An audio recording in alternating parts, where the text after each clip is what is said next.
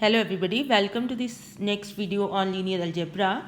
So in the last videos we were discussing that how the Jordan canonical form is important, and we saw that there are matrices which are not similar to diagonal matrices but they will be similar to Jordan canonical form matrix, right? And Jordan canonical form is quite a a compact form which can be useful for getting the information, for extracting the information out of the given matrix.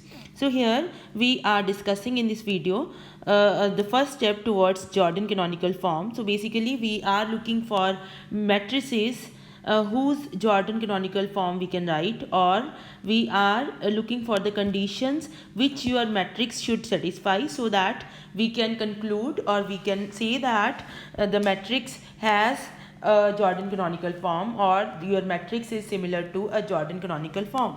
So let us see what is the first step. So the first step here is, suppose T from V to V is a linear operator. So I first of all I would like to tell you people that linear operator and matrices, they are equivalent in the sense that a linear operator always has a matrix associated with it, and a matrix can always be converted into a linear operator by defining TV equal to AV, where A is your given matrix, right? These things we have already discussed. So if I am saying that we are talking about linear operators, then obviously we are also talking about matrices. So we are saying here, suppose you have T from V to V a linear operator, or let me write down here, or you have a matrix A over the field F, if V is over F, right? Okay, whose size is n cross n, where n is a dimension of V.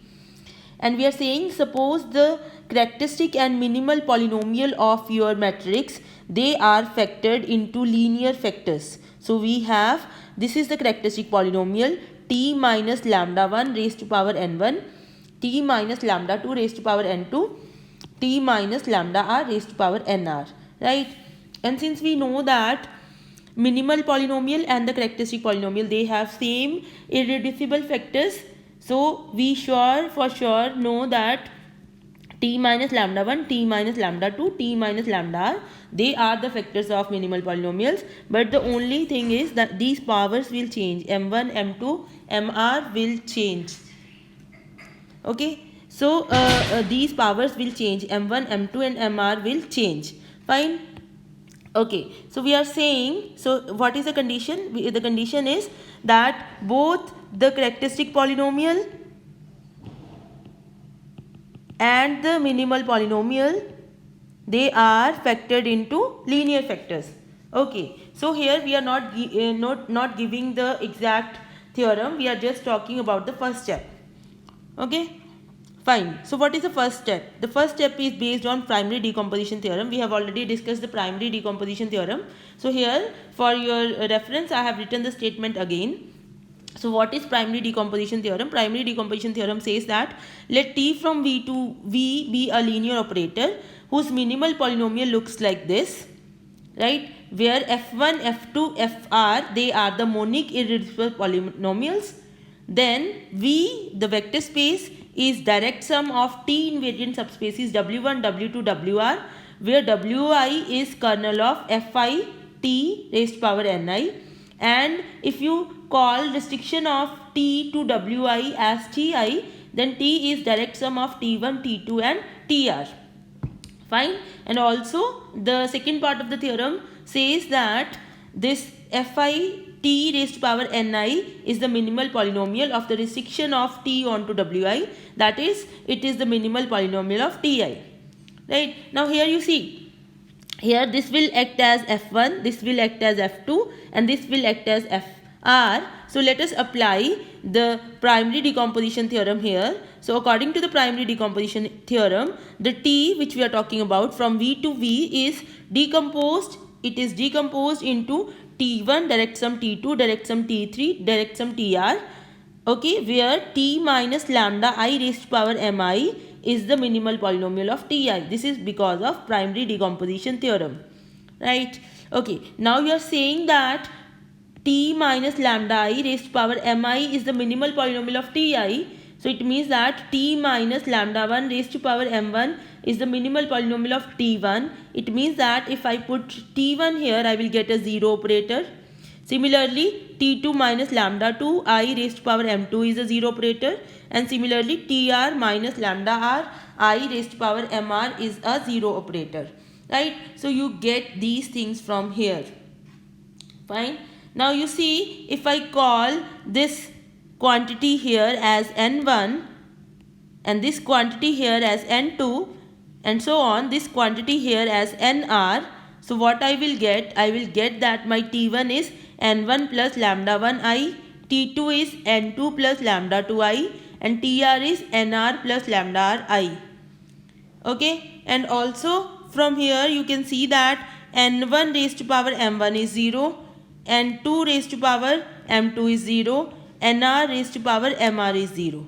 Fine. So you have n1 raised to power m1 is 0, n2 raised to power m2 is 0, nr raised to power mr is 0. So these equations tell you that n1, n2, nr, they are nilpotent operators,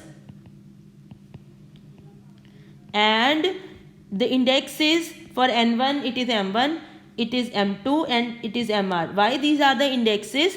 Because here this is a minimal polynomial, so you cannot have m1 a number smaller than m1 which will make this quantity 0, right? So m1, m2, mr here are the indices of these operators n1, n2, nr. So this is important because we are going to use it further. So here you see that your t1 is a sum of a nilpotent operator and a scalar operator. Scalar operator means just you are multiplying with lambda 1. Similarly, t2 is a sum of a nilpotent operator whose index is m2 and a scalar operator. Similarly, tr is a sum of a nilpotent operator nr whose index is mr and a scalar operator. So we can conclude that t is the sum of t1 plus t2 plus tr, and each ti is the sum of scalar operator lambda I and a nilpotent operator ni whose index is mi. So this is the first step which is required for getting the Jordan canonical form of a matrix, right? So let me summarize what we are saying here. We are saying here that if your t from v to v is a linear operator whose characteristic polynomial and minimal polynomial, they have linear factors,